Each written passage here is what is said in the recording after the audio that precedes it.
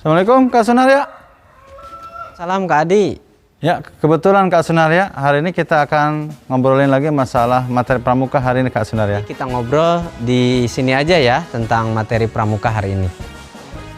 Oke Kak Sunaria, sekalian kita ngobrolin masalah target yang kemarin saya sampaikan minggu lalu Kak Sunaria. Ya, Kak Adi, kita ngobrolin tentang materi hari ini ya. Cuman kemarin materi Kak Adi luar biasa ya tentang targetan yang perlu adik-adik penggalang lakukan di bulan Ramadan ini. Nah, bisa diulang lagi Kak Adi, apa saja targetannya?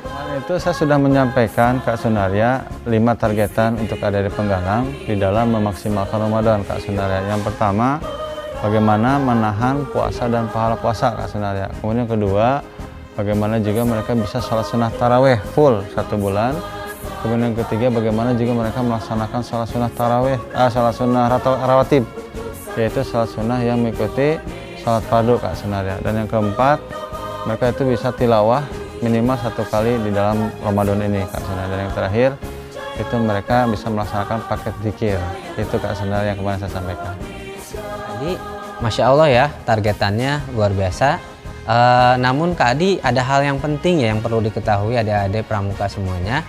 Yaitu ketika berpuasa, kita ketahui dalam berpuasa yang membatalkan puasa itu adalah masuknya makanan dan minuman. Tapi Kak Adi ada yang penting nih ya, perlu kita ketahui bersama, yaitu ada gak sih Kak Adi hal-hal yang bisa membatalkan puasa selain makan dan minum atau mengurangi pahala dalam ibadah puasa? Sebenarnya bahwa yang membatalkan puasa itu adalah ketika dia makan ataupun minum dengan sengaja Kak Sunaria. Tetapi di targetan Ramadan ini saya sampaikan tidak hanya menahan puasa, tetapi yang keduanya adalah bagaimana menahan puasa berikut pahalanya. Berarti ada hal-hal yang bisa membatalkan puasa Kak Sunaria. Jadi tidak hanya bagaimana kita menahan tidak batal puasa, tidak batal puasanya, tetapi juga bagaimana tidak menghilangkan pahala puasanya. Berarti kita belajar bagaimana menahan hawa nafsu Kak Sunaria.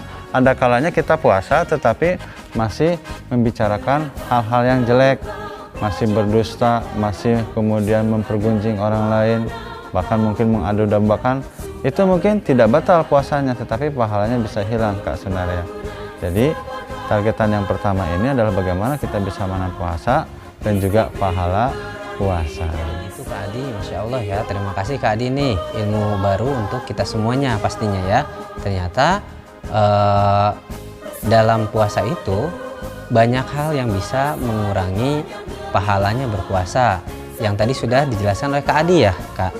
Oke Kak, nah di bulan Ramadan ini salah satu amalan yang memang tidak ada di bulan-bulan lain yaitu ibadah sholat tarawih ya Kak. Nah boleh tahu Kak, nih di sholat tarawih ini apa saja sih yang perlu diperhatikan? Karena Masya Allah ya pahalanya menjalankan sholat tarawih ini luar biasa nih. Untuk yang kedua, itu target yang kedua adalah bagaimana bisa tarawih full selama bulan Ramadan. Ini penting Kak Sunaria kita melakukan tarawih karena pahala setiap malam tarawih itu berbeda-beda Kak Sunaria. Oleh karenanya bagaimana target di bulan Ramadan ini kita bisa melaksanakan tarawih secara utuh dan menyeluruh. Kemudian berikutnya harus diperhatikan pada saat tarawih Kak Sunaria.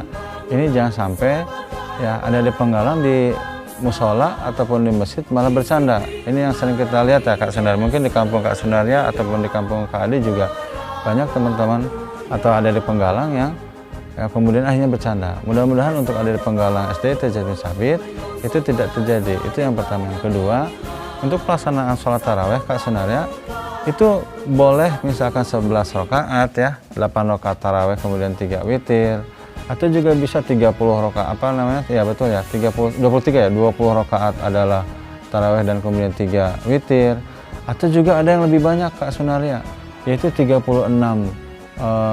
tarawih dan 3 witirnya jadi 39. Itu juga boleh ya. Jadi silakan mau yang 11 rakaat, mau 23 rakaat ataupun yang 39 rakaat. Dan untuk sholat tarawih juga Kak Sunaria itu bisa dilaksanakan di musola, bisa dilaksanakan di masjid. Juga kalau memang pada saat itu tidak sempat di musola dan masjid terkait dengan pandemi ataupun misalkan situasinya tidak memungkinkan, juga bisa dilaksanakan di rumah. Jadi tidak ada alasan karena ketinggalan tarawih di musola atau masjid akhirnya tidak tarawih. Bukan begitu juga kan sebenarnya ya, tetapi bisa juga dilaksanakan di rumah.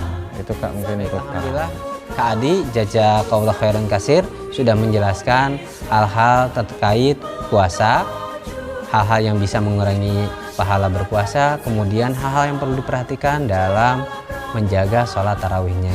Mudah-mudahan bermanfaat Kak Adi ya. Terima kasih banyak. Baik, alhamdulillah adik-adik penggalang semuanya. Tadi kita sudah mendengarkan penjelasan dari Kak Adi terkait ibadah puasa, hal-hal yang bisa mengurangi pahala berpuasa, kemudian dilanjutkan dengan memperhatikan sholat tarawih itu apa saja yang perlu diperhatikan. Nah, mudah-mudahan bermanfaat buat adik-adik semua di rumah. Tetap semangat di bulan Ramadan ini. Dan alhamdulillah materi pada hari ini kita sudah jelaskan tadi oleh Kak Adi, yaitu materi SKU nomor 1 ya. Silahkan yang punya SKU buka-buka yaitu SKU nomor 1 ya. Dan alhamdulillah teman-teman semuanya nggak kerasa kita sudah di hari ke-15 ibadah puasa ini. Mudah-mudahan teman-teman semuanya bisa melanjutkan sampai selesai puasa Ramadan ini disertai dengan amalan-amalan bulan Ramadan, yaitu sholat tarawihnya, kemudian tilawah Qur'annya, targetkan supaya selesai 30 juz bahkan lebih, dan amalan-amalan ibadah Ramadan lainnya ya teman-teman semuanya. Semoga bermanfaat. Dari Kak Sunaria demikian, dan Kak Adi dari kami, assalamualaikum warahmatullahi wabarakatuh. Salam Pramuka.